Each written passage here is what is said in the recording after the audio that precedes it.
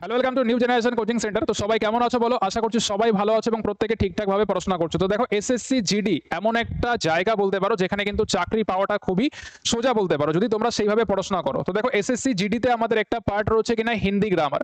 তো দেখো, তেমনই একটা কোয়েশ্চেন তোমাদের জন্য নিয়ে এসেছি। দেখতে পাচ্ছ কি আছে না, নিম্নলিখিত में से कौन सा वाक्य शुद्ध है, তাই তো? এর মধ্যে কোন বাক্যটা শুদ্ধ আছে সেটা আমাদের চেয়েছে। তো দেখো, শুদ্ধ বাক্য, এই যে শুদ্ধ অশুদ্ধ, এটা কিন্তু আমাদের অনেকের প্রবলেম হয়, ঠিক আছে? তো দেখো, কোয়েশ্চেনটাকে ভালো করে দেখো। उसने अपनी कमाई का अधिकांश भाग गवा दिया। ऑप्शन बी, उसने अपनी कमाई का अधिकांश गवा दिया। ऑप्शन सी, उसने अपना अधिकांश कमाई का भाग गवा दिया। ऑप्शन डी, उसने अधिकांश कमाई का भाग गवा दिया। তো এটা দেখে আমাদের কি মনে হচ্ছে যে ভুলটা কোথায় আছে আমরা কি করে বুঝবো? তো দেখো, এই লাইনটাকেই যদি আমরা বাংলাতে লিখি কি লিখবো, যে না ও ওর কামাইয়ের অধিকাংশ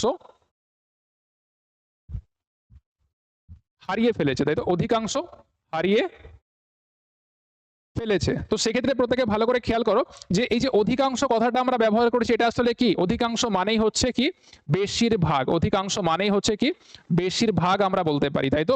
তো সেই অনুযায়ী প্রত্যেকে দেখো, অধিকাংশ যখন আমরা জানি বেশিরভাগ, তাহলে আবার ভাগ কথাটা কেন প্রয়োজন? আমাদের আর প্রয়োজন নেই। তাহলে এই ভাগ কথাটা আমাদের এখানে দেওয়ার প্রয়োজন নেই। কোথায় কোথায় আছে ক্রস করো।